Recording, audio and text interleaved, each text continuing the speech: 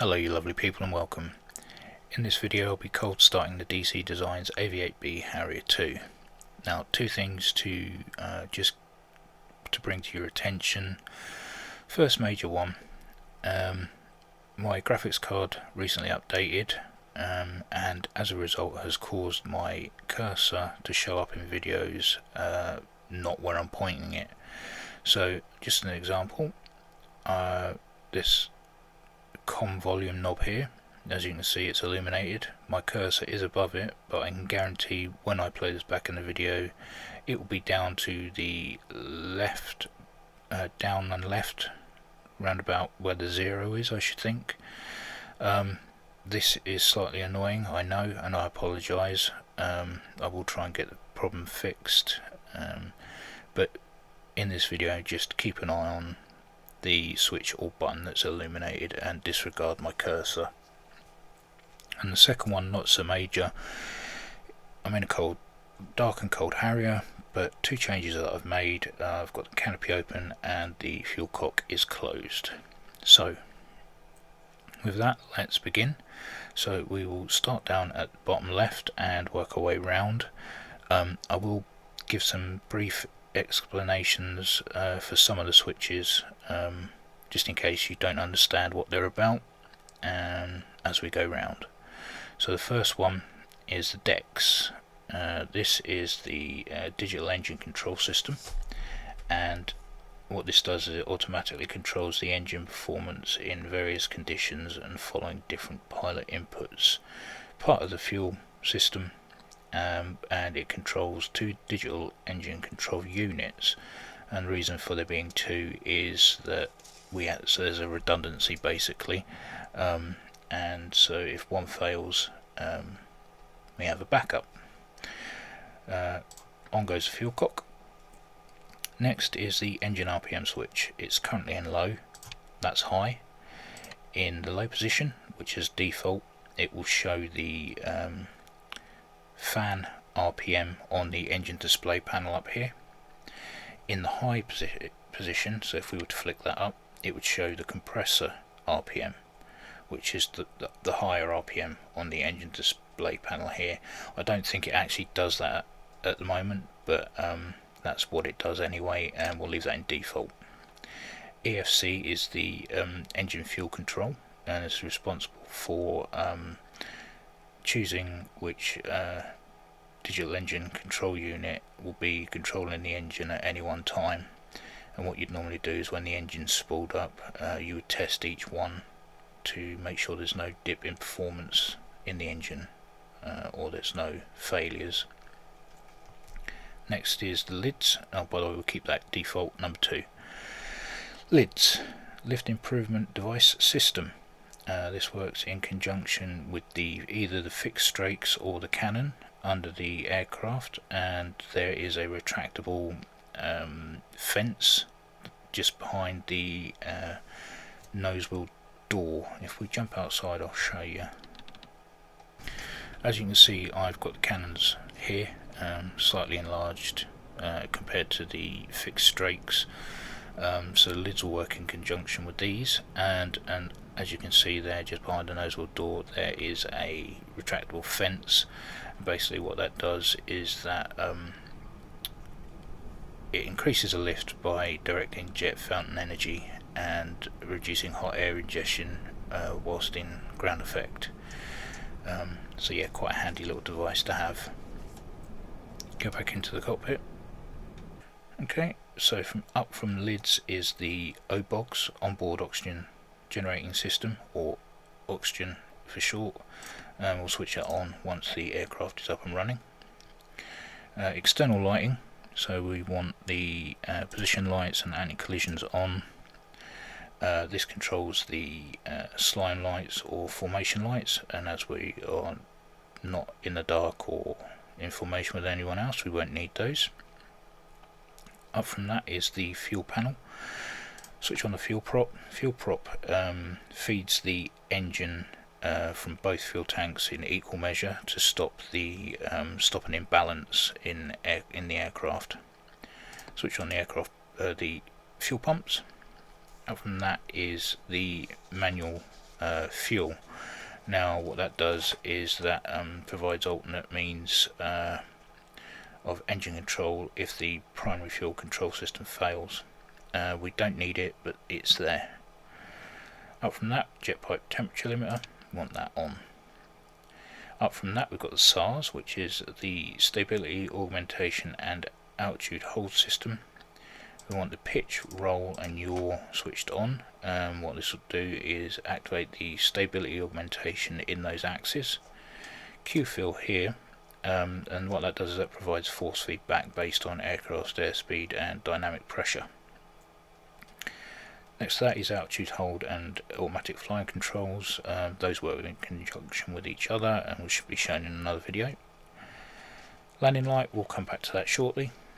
Under gear and flaps here, normally we'd be switching on the flap system. That will seem to be automatic in this. I'm going to switch on the anti-skid, and what this will do, obviously, other than switching on anti-skid, will force us would normally force us to engage an activation device of either a button or a lever to bring on the nose wheel steering. In the off position, which is used for carriers, nose wheel steering will be automatically on, but when we activate the device to that would normally bring on the nose wheel steering, what that would do instead would put the nose wheel steering into high gain, so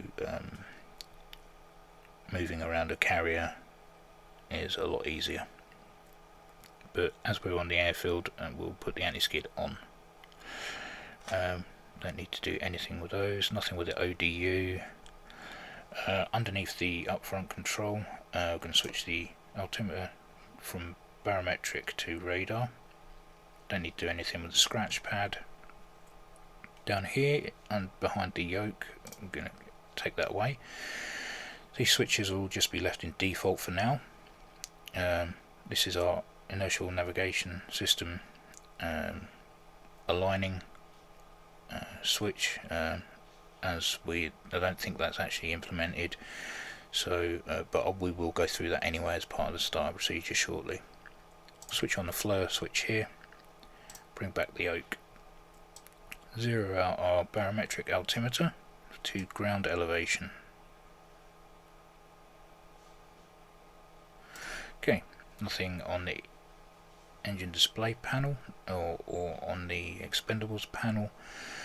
We're going to change, with my personal preference, we will up the bingo fuel to 1,500 pounds, and then we'll come down to the major part of the startup. I'll switch on the battery, switch on the APU. Normally this would spool up the APU so that we can start the engine.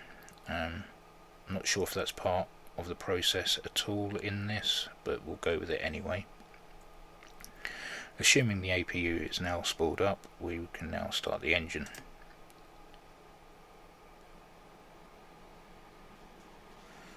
Okay, we'll wait for that to build up.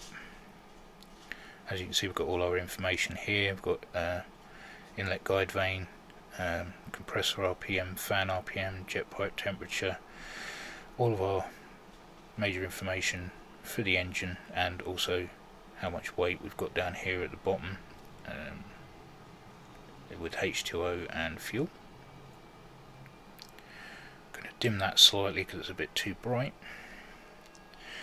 As that's spooling up, I'll show you the transponder panel here, which has been turned into a nav radio, COM radio, an ADF radio and a TACAN, and all which can be interacted with this, but we will switch that back to nav radio.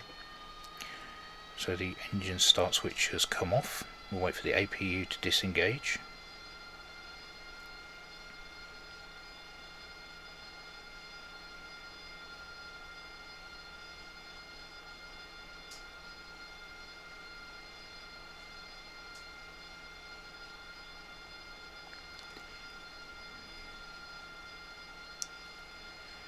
And it will disengage. There we go. Now we're going to switch it on our generator so we don't lose any electrical power. Okay, now coming down, we're going to ignore the IFF for now. Internal lighting here, I'm going to switch these three off. Warning caution lights would normally leave to bright, which is for this list of lights down here, and caution lights here. I don't think we have any at the moment. That will come later on, I hope.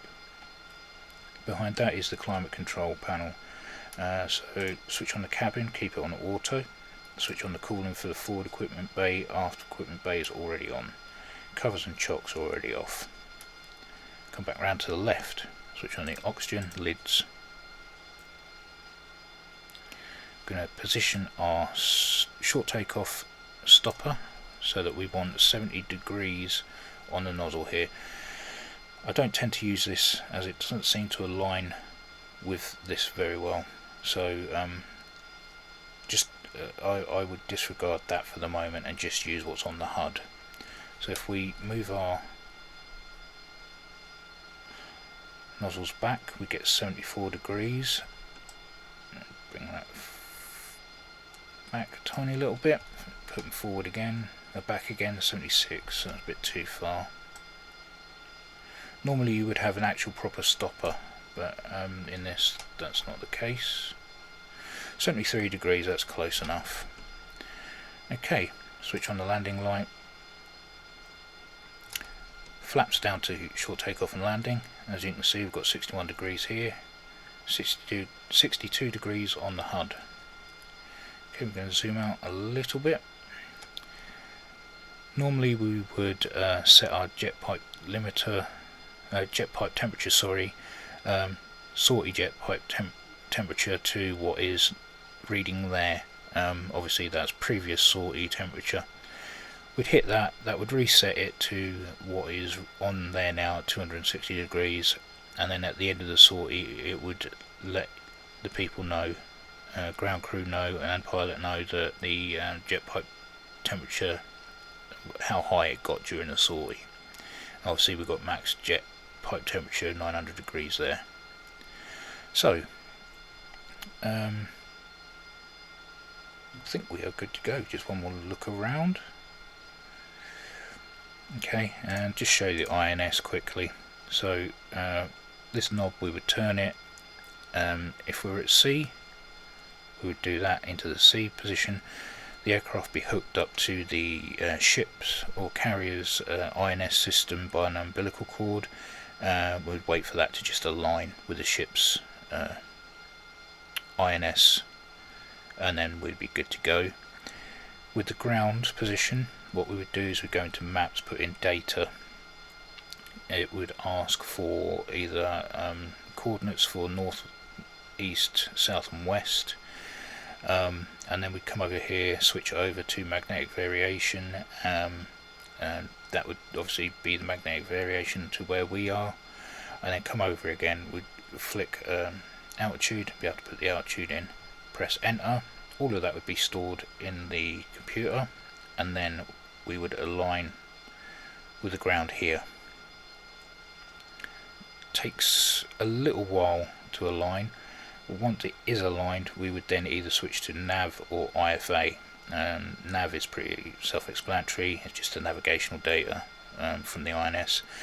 IFA also couples with GPS or satellites to make sure that the INS is where it should be pointing. Okay, yoke back on. And now we can take this page off. We're going to change to FLIR. Wouldn't normally do that unless we were engaging a target, but in this case it's just something that we can do. Right, okay, so we are good to go. Take the parking brake off, and what we'll do is we'll go to the end of the runway, and I'll perform a short takeoff just to end the video with.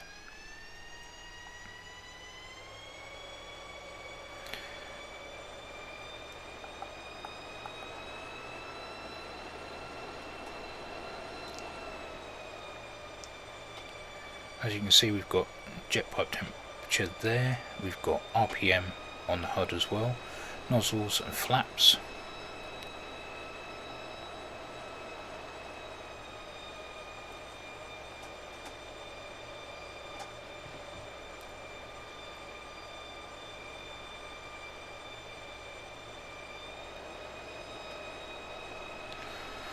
And it looks like we've got a nice side wind to contend with. So my thinking here is, as I'm carrying fuel tanks, Mavericks, AIM-9s and the cannon, and I'm maximum all up weight, normally I would accelerate to around about 70 degrees, rotate the nozzles once we hit that speed, and then it would lift off the ground. As we're a bit heavier, I am going to accelerate to 100 knots. Once I hit 100 knots, rotate the nozzles to 70 degrees and perform takeoff that way.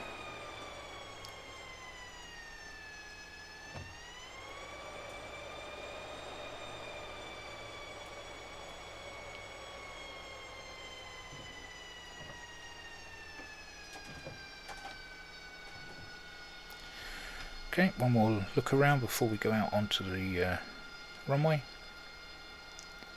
All is good. Close the canopy. Okay. Get ourselves lined up on the runway, and then we can end the video there.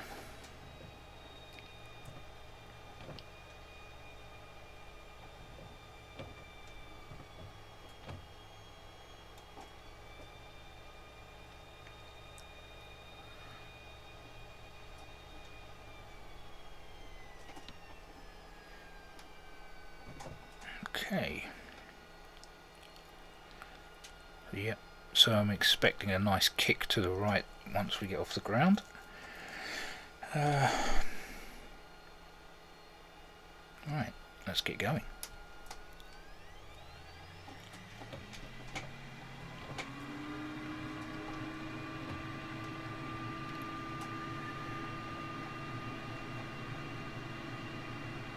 Nozzles back. We're up.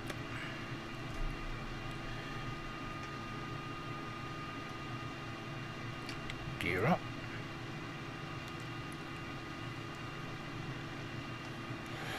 And slowly start bringing the nozzles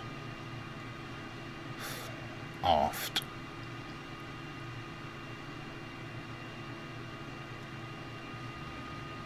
Bit of a kick there where we transition into forward flight.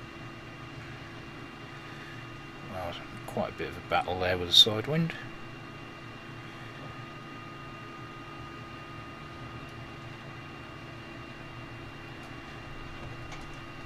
And there we go.